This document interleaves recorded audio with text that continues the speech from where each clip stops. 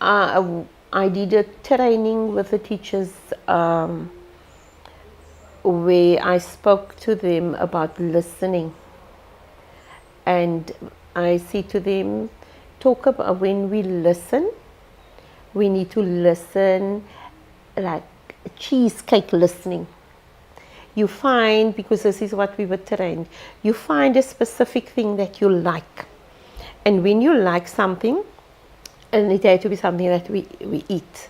So when you eat something that you like, you eat it with all this passion. And cheesecake for me is good, it's yummy.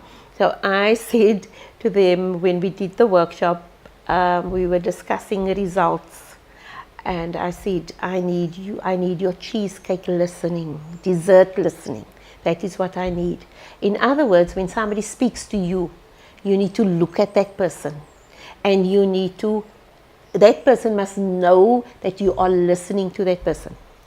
And when I saw that in the staff room, when we did that workshop, that was last year sometime, when we did that, and I saw that with the teachers, I thought, wow, if it hasn't been for Partners for Possibility, I would probably not have done it in that particular way, with that dessert listening.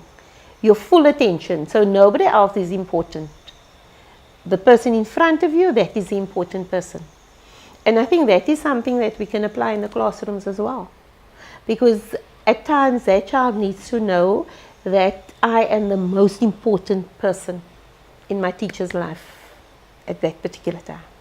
And I normally tell the teachers also, I say, remember, when our children come in, you might be the only beautiful person that the children see. So dress beautifully.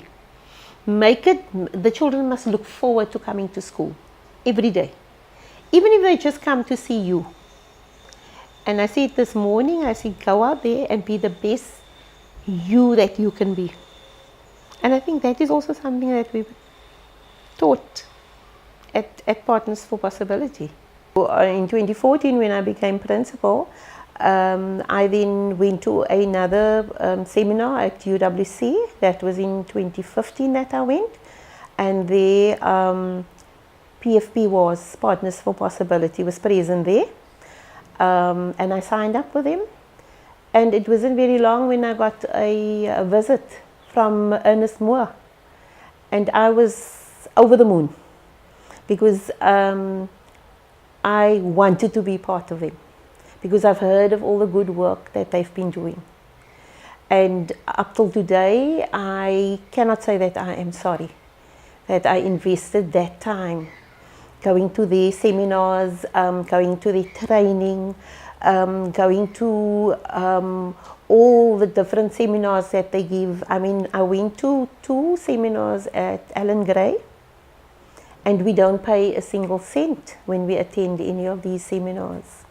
We did a workshop or a training. We've done one at the Waterfront Clock Tower, Alan Gray building. Spot, not a cent, not a cent. So the time that I invested in those 2 trainings and the other trainings, it just helps me as a person. It helps me as a principal, and I could come back and I could apply many of those things that I've been trained at the different workshops that they've done with us. My partner's name is Stan Henkeman. He works for the Institution for Justice and Reconciliation. When Stan first came to me, it was a bit awkward. We weren't very sure how we were linked or how we were partnered. And then when we started chatting, I found out that Stan also has an educational background, and that he actually worked in an area similar to Hanover Park. So that already put me at ease. We've worked very closely together. We started off with looking at things that the school might need. For example, a website, Then we went further, and as time progressed, we found out, no, let's look at what I need. And then the two of us started having conversations every time we met, because we met regularly. Every time we met, we will find ourselves talking about the needs, my development that I needed.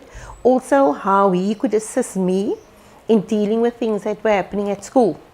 Even though our year came to an end last year, we still have lots to work with and work for, the two of us. So that is the beauty of being with Partners for Possibility. So even though the formal year has come to an end, your years will carry on with your partner, because you and your partner have built up a relationship. A relationship that at the beginning we didn't find it very easy, because it's like just putting two people together. But afterwards, like I said, the relationship started blossoming and started blooming. And there was one day when we traveled, he fetched me at school and we had to attend a training. And the training was in Philippi. And I thought Stan knew where we were going. And he said, yes, he did. But with buildings taking place and the roads being built and rebuilt, we got completely lost, the two of us. But that was the best hour spent, because in that hour we learned so much about each other. We learned about different things from one another. So eventually when we got to the school where we were supposed to be, I think the meeting was halfway through, but it was fine, because we got to know, we really connected, a true connection with each other. Because of Stan's background working with people, I just felt that he could assist me in working with my staff. And yes, he did. He did, on 2 occasions, he did workshops with the staff. He has another one planned where again, I said the partnership is done, but he will continue to work. So he will come and do another workshop with our teachers. And it's about team building. It's about being part of the team. And I think it's also about just delivering of your best, irrespective of your circumstances. Showing the children or the people that we work with that we care, because I think ultimately that is important. People caring, people showing that commitment, and at times it can be difficult because we have lots of things that influence us as individuals and as at the school. We come with all the different personalities. So under the guidance of Stan, I could go away from him and feel reignited, feel, oh, I can tackle anything again now. I've had a discussion with him. So I will know how to tackle this particular item that was bothering me, or this particular person that I had a bit of a problem with. You will find in education, especially being a principal, it can be lonely, can be very lonely. You have your staff, you have the support of your staff, you have your SMT that supports you, but then there's times when you feel you want to talk to somebody other than your staff, but you don't also want to go and talk to another principal, because you know they also have things that they need to deal with. You also do not want to take it home, bog your family with your dealings at your place of work, at school. So who is the best person to turn to but your partner? And that made a big difference. You just feel every time and every time you come from a meeting, that is how I felt every time I had a meeting with Stan. When we met and we sat and we planned and we worked through our documents, Then when I come back there, I feel refreshed, I felt revived. It's like, phew, I now have loads of energy to just tackle whatever comes my way again. So that to me, yes, it is a big brother. Somebody that will listen, somebody that will listen most of the time, not even giving the advice, but just listening and asking me, now how do you think you can go forward? And that made a lot of sense because he was there, but I still had to give my input. As I was saying, one of the workshops that we've done was where you state what you want. You say, I want this. And I think as a person previously, or maybe the way we were reared, it wasn't a good thing to say what you want. Because we also know that people talk about your wants and your needs. So do you need this? Do you want that? So here we were trained to say, I want this. And many times we don't want to make those demands on our families to say what I want. I know I've done a workshop years ago where we were trained about the I messages. I feel sad. I feel unhappy because of this, that and the other that has been done. So here this is a whole new concept linking to that, how I feel.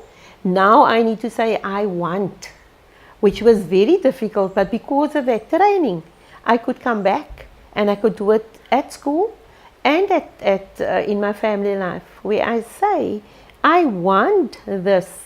And it's not things that I think is not obtainable from the family. I want my free time. I want my car today. You're not driving my car. I want to drive my car. Initially, it was difficult to tell people I want, because previously I would say, I think we can do this, or I think we can do that, or but now I will say, I want this. If I speak to a teacher, then I would say, I want this to be done. And it's not going to be unreasonable, because that is part and parcel of what the curriculum wants. So I can state it. I want that work to be done on a specific time, or I want those things to be in on a specific date. Because previously you will sort of, you don't want people to think that you are demanding. Because using the word want, for me previously it was a perception that you are demanding.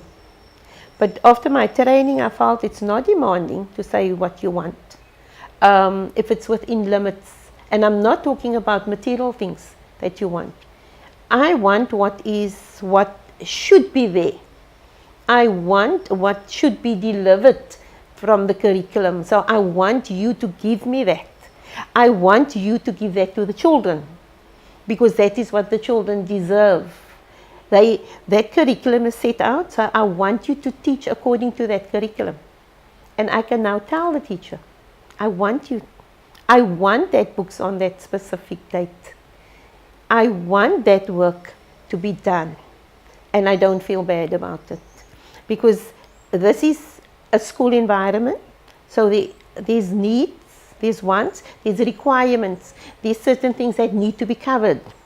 In our document, our CAPS document, it sets it out clearly. So I'm not making unnecessary demands when I tell a teacher that I want to see this and I want to see that. I did a training with the teachers where I spoke to them about listening. And I say to them, talk about when we listen, we need to listen like cheesecake listening. You find, because this is what we were trained, you find a specific thing that you like. And when you like something, and it has to be something that we eat. So when you eat something that you like, you eat it with all this passion. And cheesecake for me is good, it's yummy. So I said to them when we did the workshop, we were discussing results, and I said, I need your cheesecake listening, dessert listening. That is what I need. In other words, when somebody speaks to you, you need to look at that person, and that person must know that you are listening to that person. And when I saw that in the staff room, when we did that workshop, that was last year sometime, when we did that and I saw that with the teachers, I thought, wow, if it hasn't been for Partners for Possibility, I would probably not have done it in that particular way, with that dessert listening. Your full attention, so nobody else is important. The person in front of you, that is the important person. And I think that is something that we can apply in the classrooms as well. Because at times that child needs to know that I am the most important person in my teacher's life at that particular time. And I normally tell the teachers also, I say, remember, when our children come in, you might be the only beautiful person that the children see. So dress beautifully. The children must look forward to coming to school every day, even if they just come to see you. And I said this morning, I said, go out there and be the best you that you can be. And I think that is also something that we were taught at Partners for Possibility.